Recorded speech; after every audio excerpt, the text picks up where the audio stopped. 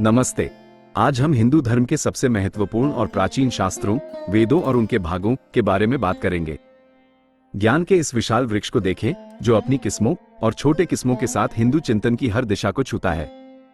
ये वेद हिंदू संस्कृति की नींव हैं और इनमें जीवन के हर पहलू, अध्यात्म, दर्शन, विज्ञान, कला और सामाजिक जीवन के बारे में गहराई से मार्गदर्शन मिलता है।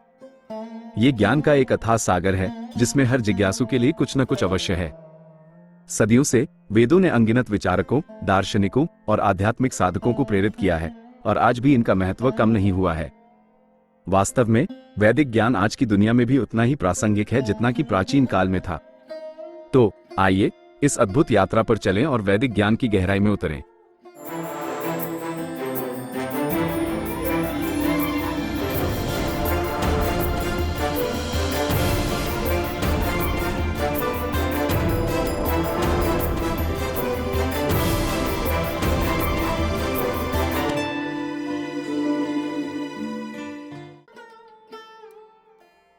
ब्रह्म, परम सत्य। तो हिंदू धर्म में एक बहुत ही गहरा विचार है ब्रह्म का। ब्रह्म क्या है? ये सिर्फ कोई भगवान नहीं है, बल्कि ये तो परम सत्य है, हर चीज का आधार। मानो सब कुछ इसी से बना है और आखिर में इसी में मिल जाएगा। उपनिषद, जिन्हें वेदांत दर्शन का आधार माना जाता है, ब्रह्म के बारे में बहुत गहराई से समझाते हैं। इसकी प्रकृति क्या है, ये कैसा है।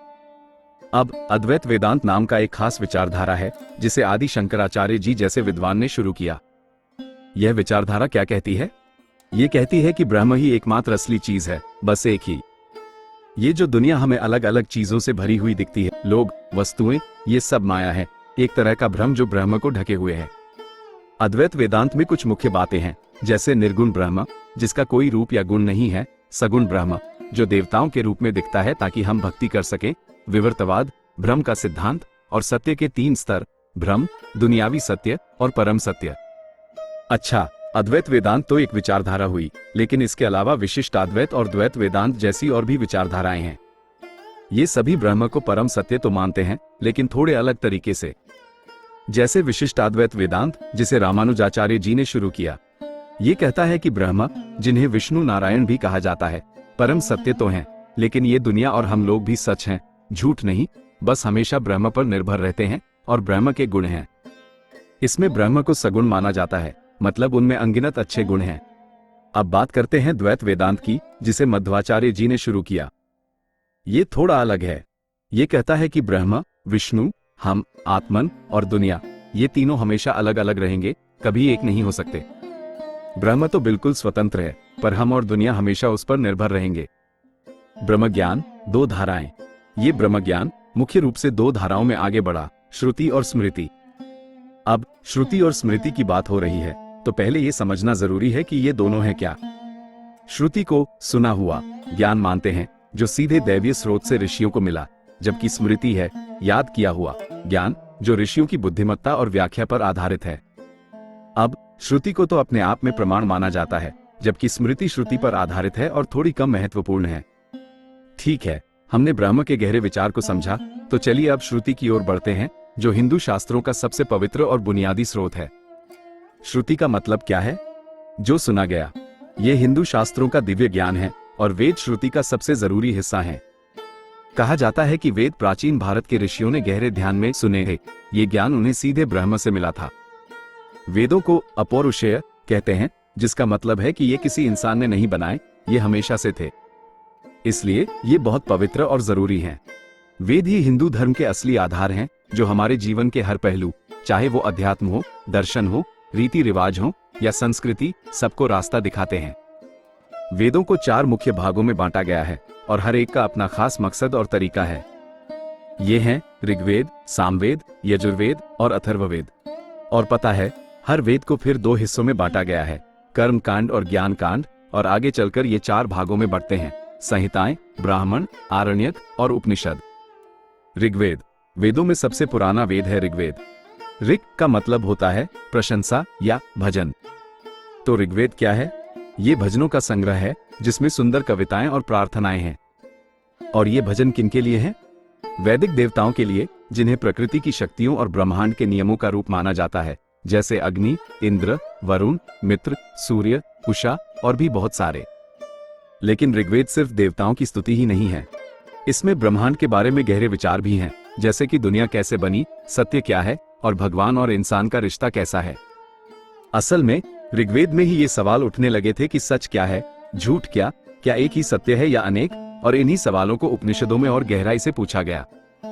और हाँ, मशहूर गायत्री मंत्र भी ऋग्वेद से ही लिया गया है, जिसे दिव्य प्रकाश के लिए बहुत पवित्र माना जाता है।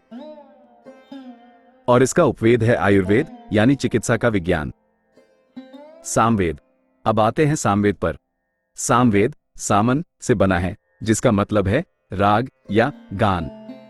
तो ये वेद संगीत और रीति रिवाजों से जुड़ा है। इसके मंत्र ऋग्वेद से ही लिए गए हैं, पर सामवेद खास क्यों है? अपनी संगीत की धुन और गाने के तरीके, सामन, की वजह से। यह असल में उद्गात्र पुजारी के लिए गाने की किताब है, जो सोम यज्ञ और दूसरे वैदिक अनुष्ठानों में गाते थे।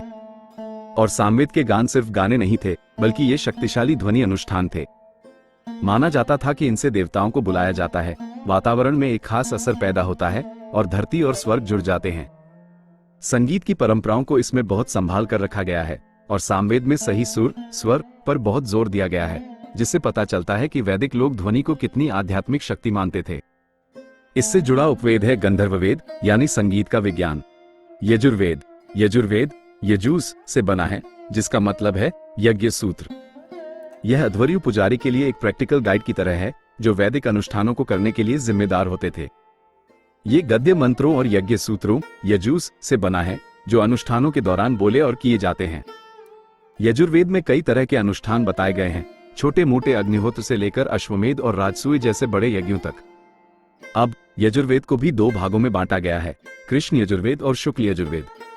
कृष्ण यजुर्वेद में मंत्र और ब्राह्मण जैसे गद्य टीकाएं एक साथ मिली हुई हैं, जबकि शुक्ल यजुर्वेद मंत्रों, वाजस्नेयी संहिता, को ब्राह्मण, शतपथ ब्राह्मण से ज्यादा अलग रखता है। यजुर्वेद में अनुष्ठान बहुत सावधानी से बनाए गए हैं, और हर क्रिया, हर भेंट, हर मंत्र और हर इशारा एक खास मकसद से किया जाता था। माना जाता था कि इनका असर दिखाई देने वाली और अनदेखी दुनिया दोनों पर होता है। इसका उपवेद है धनुर्वेद, यानी धनुर्विद्या का विज्ञान। अथर्ववेद। अथर्ववेद कई बार इसे दूसरे 3 पुराने वेदों से थोड़ा अलग माना जाता है, और इसकी हिस्ट्री और सामग्री थोड़ी अलग है। यह असल में ज्यादा विविध और बहुआयामी संग्रह है। इसमें ऋग्वेद जैसे भजन और प्रार्थनाएं तो हैं ही, लेकिन इसकी खासियत है मंत्र, जादू, टोने टोटके और जादुई सूत्र। अथर्ववेद आम लोगों की चिंताओं को दूर करने में मदद करता है, चाहे वो बीमारी ठीक करना हो या लंबी उम्र पाना, दुश्मनों से बचना हो, धन आकर्षित करना हो, या यहाँ तक कि प्रेम संबंधों को भी प्रभावित करना हो। यह उन लोक धर्म और विश्वासों को दिखाता है जो वैदिक अनुष्ठानों के साथ साथ चलते थे। हालांकि अथर्ववेद सिर्फ जादू टोने तक ही सीमित नहीं है, इसमें गहरे दार्शनिक भजन भी हैं जो ब्रह्मांड के बारे में, ब्रह्म के बारे में और पवित्र वाणी की शक्ति के बारे में बताते हैं। आयुर्वेद, जो चिकित्सा का विज्ञान है, पारंपरिक रूप से अथर्ववेद से जुड़ा है, क्योंकि यह सेहत और कल्याण पर बहुत जोर देता है। जानते हो, इससे जुड़ा उपवेद है स्थापत्यवेद, यानी वास्तुकला का विज्ञान। कर्मकांड, अनुष्ठानों का खंड। हमने वेदों के 4 मुख्य प्रकारों को देखा, और अब बात करते हैं कर्मकांड की। यह एक महत्वपूर्ण खंड है जो अनुष्ठानों और यज्ञों पर ध्यान देता है। कर्मकांड वेदों का अनुष्ठानों का खंड है, और जैसा कि नाम से ही पता चलता है, यह मुख्य रूप से कर्म पर फोकस करता है। यहाँ कर्म का मतलब है क्रियाएं, खासकर अनुष्ठान, समारोह और बलिदान। लेकिन ये क्रियाएं सिर्फ दिखावा नहीं थी, बल्कि इन्हें शक्तिशाली साधन माना जाता था। इनसे सांसारिक सुख, स्वास्थ्य, लंबी उम्र और संतान पाने से लेकर ब्रह्मांड की व्यवस्था बनाए रखने और अपने धर्म, कर्तव्य को पूरा करने जैसे कई लक्ष्य पूरे किए जा सकते थे। कर्मकांड में मुख्य रूप से संहिताएं और ब्राह्मण शामिल हैं। संहिताएं, हर वेद के अंदर सबसे पुराना हिस्सा है संहिताएं। ये मंत्रों और भजनों का मूल संग्रह हैं। ये हर वेद का मुख्य पाठ हैं, जिनमें शक्तिशाली छंद और प्रार्थनाएं हैं, जो अलग अलग देवताओं के लिए हैं और यज्ञों के दौरान पढ़ी जाती हैं। आप इन्हें शक्तिशाली शब्दों के रूप में समझ सकते हैं, ध्वनि की चाबियां जो ब्रह्मांड की ऊर्जाओं से जुड़ती हैं और खास दैवीय शक्तियों को बुलाती हैं, जैसे अग्नि, इंद्र, वरुण, सूर्य और वैदिक देवताओं के और भी रूप। ब्राह्मण गद्य में लिखे गए हैं, और ये संहिताओं के छोटे और प्रतीकात्मक भजनों पर विस्तृत व्याख्या और विस्तार करते हैं। ये अनुष्ठानों को डिटेल में बताते हैं, प्रक्रियाओं की रूपरेखा देते हैं, उनके प्रतीकात्मक अर्थों में जाते हैं, और अक्सर कहानियों, मिथकों और किंवदंतियों को भी शामिल करते हैं ताकि संदर्भ और व्याख्या मिल सके। उदाहरण के लिए, अग्निहोत्र और सोम यज्ञ जैसे अनुष्ठानों को ब्राह्मणों में विस्तार से समझाया गया है, और हर कदम, हर मंत्र और हर क्रिया का अर्थ बताया गया है। ब्राह्मणों के कुछ उदाहरण हैं ऐत्रेय ब्राह्मण, शतपथ ब्राह्मण, तैत्तिरीय ब्राह्मण और पंचविंश ब्राह्मण। ज्ञान कांड, ज्ञान का खंड। कर्म कांड के बाद वेदों का ज्ञान कांड खंड आता है। यह अनुष्ठानों से हटकर आध्यात्मिक ज्ञान और दर्शन पर जोर देता है। ज्ञान कांड, वेदों का ज्ञान का खंड, कर्म कांड के यज्ञ अनुष्ठानों से हटकर दर्शन और आध्यात्मिक ज्ञान की ओर मुड़ जाता है। यहाँ दुनियावी चीजें पाना उतना जरूरी नहीं है जितना मोक्ष पाना है, यानी जन्म मृत्यु के चक्कर से मुक्ति, जो हिंदू धर्म में सबसे बड़ा लक्ष्य है। ज्ञान कांड का मुख्य भाग उपनिषद हैं। उपनिषद दार्शनिक और रहस्यमय ग्रंथ हैं और वेदों के आखिर में आते हैं, इसलिए इन्हें वेदांत भी कहते हैं, जिसका मतलब है वेदों का अंत। ये यज्ञों से उतने जुड़े हुए नहीं हैं जितना गहरे दार्शनिक सवालों में डूबे हुए हैं। उपनिषद वास्तविकता के स्वभाव के बारे में सवाल उठाते हैं। मैं का असली रूप, आत्मन और ब्रह्म से इसका गहरा रिश्ता कैसा है और मुक्ति पाने के रास्ते क्या हैं। इन्हें वैदिक विचार का शिखर माना जाता है और वैदिक परंपरा में सबसे गहरी आध्यात्मिक बातें इन्हीं में मिलती हैं। उपनिषदों के कुछ उदाहरण हैं बृहदारण्यक उपनिषद, छांदोग्य उपनिषद, तैत्तिरीय उपनिषद, कथा उपनिषद, ईशा उपनिषद, केन उपनिषद, मुंडक उपनिषद, मांडुक्य उपनिषद और प्रश्न उपनिषद। आरण्यक, जिन्हें वन ग्रंथ भी कहते हैं, ब्राह्मणों के अनुष्ठानों और उपनिषदों के दर्शन के बीच एक दिलचस्प कड़ी हैं। इन्हें अक्सर गुप्त शिक्षाएं माना जाता है जो जंगल के शांत माहौल में पढ़ने के लिए थी। ये वैदिक अनुष्ठानों पर बात तो करते हैं, पर उन्हें प्रतीकात्मक रूप से समझाते हैं, बाहरी क्रियाओं से ज्यादा अंदरूनी अर्थ और आध्यात्मिक महत्व पर जोर देते हैं। उदाहरण के लिए अग्नि यज्ञ को आत्मशुद्धि और आध्यात्मिक बदलाव का अंदरूनी तरीका बताया जा सकता है। आरण्यक ध्यान, उपासना और अनुष्ठानों के प्रतीकात्मक अर्थ पर विचार करने पर जोर देते हैं और उपनिषदों के सीधे दार्शनिक सवालों के लिए जमीन तैयार करते हैं। और जंगल का शांत वातावरण भी कुछ खास दिखाता है, दुनियावी जीवन से दूरी और वैराग्य, जो बहुत महत्वपूर्ण है।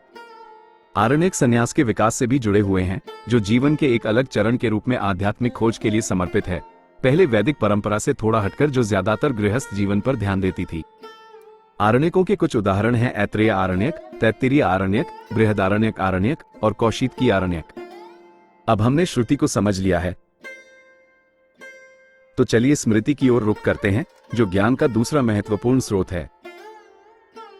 इतिहास, महाकाव्य। इतिहास, जिसका सीधा मतलब है इतिहास या महाकाव्य, स्मृति का एक बहुत जरूरी हिस्सा है और इनमें ऐसी कहानियां हैं जो गहरे नैतिक, दार्शनिक और आध्यात्मिक संदेश देती हैं।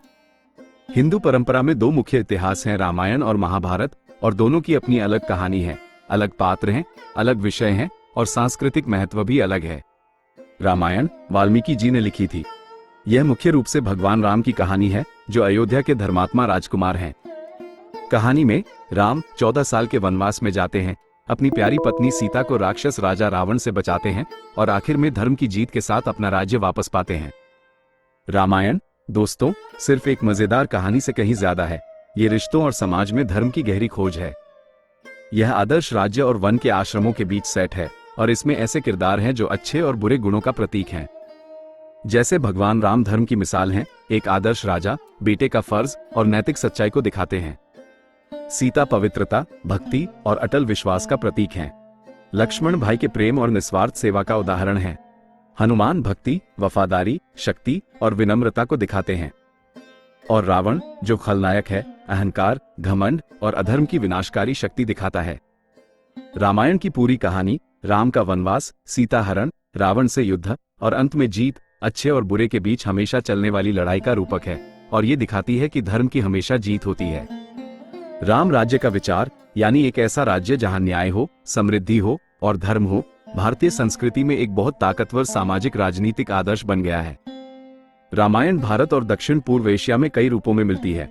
वाल्मीकि रामायण, तुलसीदास जी की रामचरितमानस, कंबन रामायण और कृत्तिवास रामायण कुछ मशहूर नाम हैं।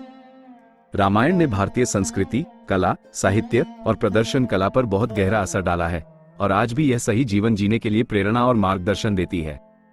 महाभारत सच में बहुत बड़ा और जटिल महाकाव्य है और इसे कई बार पांचवां वेद भी कहा जाता है, क्योंकि यह ज्ञान का भंडार है। यह महाकाव्य कुरुक्षेत्र युद्ध पर आधारित है और इसमें मुश्किल हालातों में धर्म के कई पहलुओं की खोज की गई है। पांडवों और कौरवों के बीच का युद्ध कोई सीधी सादी लड़ाई नहीं है, बल्कि इसमें नैतिक दुविधाएं हैं, कर्मों के फल हैं और कर्म की जटिलता को दिखाया गया है। महाभारत में ढेरों उप कहानियां, दार्शनिक बातचीत और शिक्षाप्रद कथाएं भरी हुई हैं, जो सब मिलकर एक बहुत बड़ी कहानी बनाती हैं। ये भाग्य, आजादी, कर्तव्य, न्याय, शक्ति, त्याग और दुख और संघर्ष से भरी दुनिया में अर्थ खोजने जैसे विषयों पर बात करती है। युधिष्ठिर, अर्जुन और कृष्ण जैसे किरदारों ने युद्ध और समझौता के बीच जो नैतिक सवाल उठाए, वो बहुत गहराई से बताए गए हैं। महाभारत के अंदर ही भगवद गीता एक बहुत जरूरी दार्शनिक और आध्यात्मिक ग्रंथ है। कुरुक्षेत्र के मैदान में अर्जुन और कृष्ण के बीच बातचीत के रूप में गीता को योग शास्त्र माना जाता है, जो जीवन, कर्तव्य और अध्यात्म के बारे में गहरी बातें बताती है और मुक्ति पाने के कई रास्ते दिखाती है। गीता की कर्तव्य, वैराग्य, संभाव और भगवान की भक्ति की शिक्षाएं सदियों से चली आ रही हैं और आज भी आध्यात्मिक साधकों को राह दिखाती हैं। महाभारत सिर्फ एक साहित्यिक रचना नहीं है, बल्कि हिंदू धर्म और दर्शन का विशाल संग्रह है, जो जीवन की मुश्किलों और धर्म के रास्ते पर चलने के लिए मार्गदर्शन देता है। ऋषि व्यास जी द्वारा रचित महाभारत में करीब 1,00,000 छंद हैं और ये दुनिया की सबसे लंबी कविता है। महाभारत का असर भारतीय संस्कृति, दर्शन, कला, प्रदर्शन कला और राजनीतिक सोच पर बहुत गहरा है और आज भी इसे इसकी गहरी समझ और नैतिक सीख के लिए पढ़ा और सम्मान किया जाता है। इतिहास के बाद स्मृति में धर्मशास्त्र आते हैं, जो हमें बताते हैं कि धर्म के सिद्धांतों को सामाजिक और व्यक्तिगत जीवन में कैसे जीना चाहिए। धर्मशास्त्र, विधि संहिताएं। धर्मशास्त्र या विधि संहिताएं स्मृति का एक बहुत जरूरी हिस्सा हैं। इनमें ऐसे ग्रंथ हैं जो समाज और व्यक्ति के लिए सामाजिक, नैतिक और कानूनी नियम बताते हैं। ये ग्रंथ धर्म के सिद्धांतों को समझाते हैं, सही आचरण बताते हैं और हिंदू समाज के नियमों का ढांचा देते हैं। धर्मशास्त्र मानव व्यवहार के कई पहलुओं को छूते हैं, चाहे वो व्यक्तिगत कर्तव्य और जिम्मेदारियां हों या सामाजिक संस्थाएं, कानूनी प्रक्रियाएं और राजा के कर्तव्य हों। इन्हें हिंदू समाज की नैतिक और कानूनी नींव माना जाता है, जो व्यक्ति के आचरण को सही रास्ता दिखाते हैं और समाज में शांति बनाए रखते हैं। मनुस्मृति, मनुस्मृति या मनु की विधियां धर्मशास्त्रों में सबसे ज्यादा मशहूर और महत्वपूर्ण ग्रंथ है। ये धर्मशास्त्र छंदों में लिखा है और इसमें समाज के वर्ग, जीवन के चरण, हर वर्ग और आश्रम के व्यक्ति के कर्तव्य, राजा के कर्तव्य, कानून, न्याय, सजा, प्रायश्चित, शुद्ध अशुद्ध, महिलाओं के कर्तव्य, विवाह, उत्तराधिकार, खान पान के नियम और कई और विषय बताए गए हैं। मनुस्मृति प्राचीन भारत के सामाजिक, कानूनी और नैतिक रिवाजों के बारे में जानकारी देती है और इसने सदियों से हिंदू कानून और समाज के विचारों पर गहरा असर डाला है। हालांकि मनुस्मृति के कुछ हिस्सों पर आजकल सवाल उठाए जाते हैं, खासकर वर्ण व्यवस्था और महिलाओं के बारे में विचारों को लेकर। दूसरे जरूरी धर्मशास्त्र हैं याज्ञवल्क्य स्मृति, पराशर स्मृति और नारद स्मृति। धर्मशास्त्र हिंदू नैतिक और कानूनी परंपरा के विकास को दिखाते हैं और यह भी कि धर्म के हमेशा रहने वाले सिद्धांतों को बदलते समाज और जरूरतों के हिसाब से कैसे ढाला जाए। धर्मशास्त्रों के बाद अब हम सूत्र साहित्य को देखते हैं, जो ज्ञान को संक्षिप्त रूप में प्रस्तुत करता है। सूत्र साहित्य, सूत्रबद्ध ज्ञान। सूत्र साहित्य स्मृति का एक खास प्रकार है, जिसमें ज्ञान को बहुत संक्षेप में सूत्र रूप में बताया जाता है। सूत्र यानी धागे छोटे छोटे वाक्य या सूत्र हैं जो जटिल विचारों को कम से कम शब्दों में बताते हैं। सूत्र साहित्य याद रखने में आसान बनाने के लिए बनाया गया था, ताकि ज्ञान को मौखिक रूप से अच्छे से फैलाया और बचाया जा सके। सूत्र साहित्य हिंदू ज्ञान प्रणाली के कई क्षेत्रों को कवर करता है। ब्रह्म सूत्र या वेदांत सूत्र, जो बादरायण जी द्वारा रचित हैं, सूत्र साहित्य का एक बहुत महत्वपूर्ण ग्रंथ है और यह उपनिषदों के दार्शनिक और आध्यात्मिक विचारों को व्यवस्थित रूप से प्रस्तुत करता है। कल्प सूत्र। कल्प सूत्र सूत्र साहित्य का एक जरूरी भाग है, जो वैदिक अनुष्ठानों और समारोहों को करने का तरीका बताते हैं। कल्प सूत्र 3 भागों में बंटे हैं: श्रौत सूत्र, गृह्य सूत्र और धर्म सूत्र। श्रौत सूत्र। श्रौत सूत्र बड़े बड़े सार्वजनिक यज्ञ और बलिदानों का विवरण देते हैं, जैसे सोम यज्ञ और अग्निचयन। ये विस्तृत प्रक्रियाएं बताते हैं, सटीक मंत्र, भेंट और क्रियाएं, जो इन जटिल अनुष्ठानों को सही ढंग से करने के लिए जरूरी हैं। श्रौत सूत्र वैदिक यज्ञ परंपरा के जटिल विवरणों में बहुत बहुमूल्य जानकारी देते हैं। गृह्य सूत्र। गृह्य सूत्र घर के अनुष्ठानों और समारोहों पर ध्यान देते हैं, जो घर में व्यक्ति और परिवार करते हैं। ये जीवन के संस्कार बताते हैं, जैसे जन्म संस्कार, नामकरण संस्कार, उपनयन संस्कार, विवाह संस्कार और अंतिम संस्कार, साथ ही रोज घर में अग्नि पूजा और मौसमी त्योहार। गृह्य सूत्र वैदिक घर में अनुष्ठानों के बारे में बहुत कुछ बताते हैं। अब स्मृति के एक और महत्वपूर्ण भाग पुराणों पर ध्यान देते हैं, जो धर्म की कहानियां और कथाएं बताते हैं। पुराण। पुराण, जिसका मतलब है प्राचीन कथाएं, हिंदू धर्म की कहानियों का एक विशाल संग्रह है और ये स्मृति के अंदर आते हैं। इनमें ब्रह्मांड विज्ञान, देवत्व, भक्ति, नैतिकता, तीर्थस्थल, मंदिर, त्योहार, योग और दर्शन जैसे विषयों की एक बड़ी रेंज शामिल है। पुराणों में सिर्फ देवी देवताओं की कहानियां ही नहीं हैं, बल्कि इनमें यह भी बताया गया है कि दुनिया कैसे बनी, राजा महाराजाओं की वंशावली और पुराने जमाने की बातें भी हैं। ये सब हमें प्राचीन भारत के इतिहास, संस्कृति और भूगोल पर रोशनी डालते हैं। पुराण हिंदू धर्म और संस्कृति को आम लोगों तक पहुंचाते हैं और धार्मिक शिक्षा और ज्ञान को कहानियों, दृष्टांतों, मिथकों और किंवदंतियों के माध्यम से बताते हैं, जिससे वे सभी के लिए आसान और दिलचस्प बन जाते हैं। हर पुराण किसी खास भगवान या देवी पर फोकस करता है। जैसे विष्णु पुराण विष्णु पर केंद्रित है और उनके अवतारों और लीलाओं के बारे में बताता है, शिव पुराण शिव पर और शैव ब्रह्मांड विज्ञान पर, और देवी भागवत पुराण देवी शक्ति और स्त्री देवत्व के अलग अलग रूपों की महिमा गाता है। पुराणों को अक्सर ज्ञान के 5 लक्षण माने जाते हैं: सर्ग, सृष्टि, प्रतिसर्ग, पुनः सृष्टि, वंश, देवताओं और ऋषियों की वंशावली, मनवंतर, मनु के युग और वंशानुचरित राजवंशों का इतिहास। प्रमुख पुराणों में भागवत पुराण, विष्णु पुराण, शिव पुराण और देवी भागवत पुराण शामिल हैं, और हर एक की अपनी अनोखी शैली है, सामग्री है और दार्शनिक विचार हैं। पुराणों के बाद अब हम हिंदू दर्शन की गहराई में उतरते हैं, जो ज्ञान और मुक्ति के रास्तों की खोज करता है। दर्शन हिंदू धर्म में 6 आस्तिक दार्शनिक विचारधाराओं को कहते हैं और इनको मिलाकर षट दर्शन कहा जाता है। ये विद्यालय वेदों को ज्ञान का सबसे बड़ा स्रोत मानते हैं और सत्य और मुक्ति को समझने के लिए अपने अपने नजरिए रखते हैं। ये 6 दर्शन कौन से हैं? सांख्य, योग, न्याय, वैशेषिक, पूर्व मीमांसा और उत्तर मीमांसा, वेदांत। चलिए इनको संक्षेप में समझते हैं। सांख्य यह एक द्वैतवादी दर्शन है जो पुरुष, चेतना और प्रकृति, पदार्थ के द्वैत की बात करता है और ज्ञान मार्ग पर जोर देता है। योग ये सांख्य पर ही आधारित है और आत्मा अनुशासन, ध्यान और अष्टांग योग मार्ग पर जोर देता है। न्याय ये ज्ञान मीमांसा है जो तर्क, वैध ज्ञान के साधन और वास्तविकता की 16 श्रेणियों की बात करता है। वैशेषिक ये तत्वमीमांसा है जो ब्रह्मांड विज्ञान श्रेणियों में वास्तविकता और परमाणुवाद के सिद्धांत पर जोर देता है। पूर्व मीमांसा यह वैदिक अनुष्ठानों की व्याख्या करता है और कर्म कांड पर ध्यान देता है। उत्तर मीमांसा, वेदांत यह उपनिषदों पर केंद्रित है और ब्रह्म, आत्मन, मुक्ति की प्रकृति और अद्वैत, विशिष्टाद्वैत, द्वैत उपविद्यालयों जैसे विषयों पर बात करता है। अब मुख्य शास्त्रों की हमारी खोज को पूरा करते हुए आइए सहायक पाठ्य प्रकार पर विचार करें, जो शास्त्रों की गहरी समझ में हमारी मदद करते हैं। सहायक पाठ्य प्रकार इन मुख्य शास्त्रों को और अच्छी तरह से समझने और इस्तेमाल करने के लिए कुछ और तरह के ग्रंथ भी हैं जो शास्त्रों के बारे में ज्ञान और गहराई देते हैं।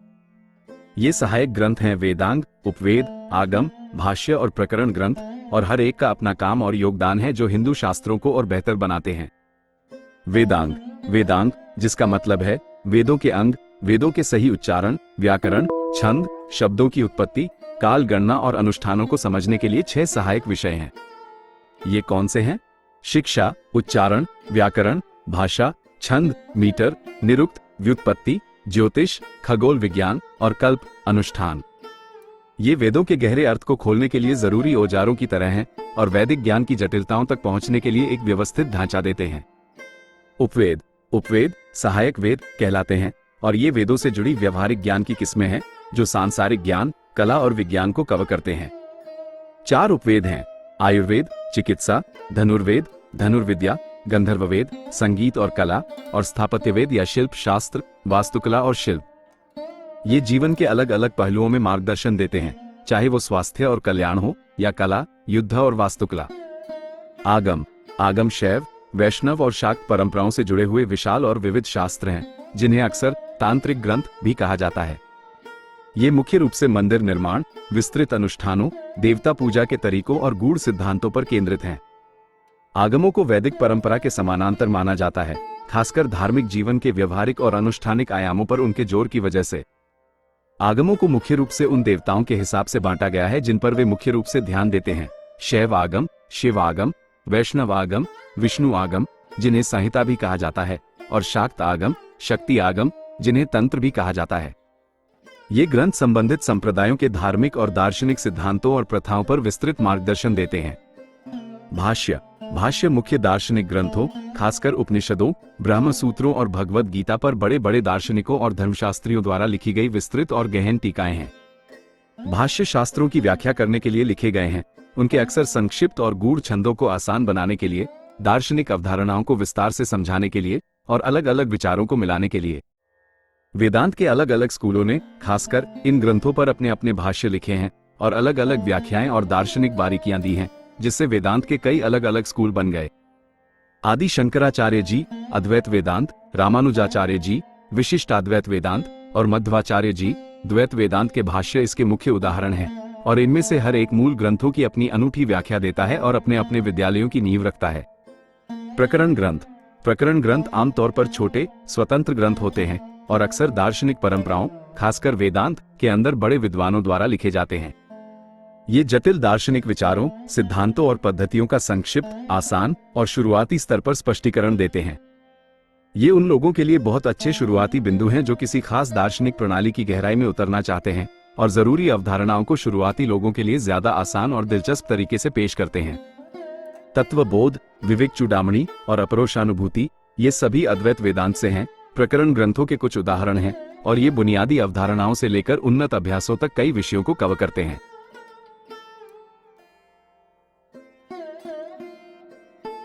तो दोस्तों, ये था हिंदू शास्त्रों का एक छोटा सा सफर। जैसा कि आपने देखा, ये ज्ञान सचमुच अथाह और विशाल है, और आज हमने बस एक छोटी सी झलक ही देखी है। अगर आप किसी विशेष विषय पर और गहराई से जानना चाहते हैं या आपके मन में कोई सवाल है, तो हमें कमेंट में जरूर बताएं। और हाँ, इस जानकारी को और भी अच्छे से समझने के लिए डिस्क्रिप्शन में दिए गए लिंक से चार्ट डाउनलोड करना न भूलें। यह आपके लिए बहुत उपयोगी होगा। हम जल्द ही एक और नए और ज्ञानवर्धक वीडियो के साथ फिर मिलेंगे। तब तक के लिए नमस्ते।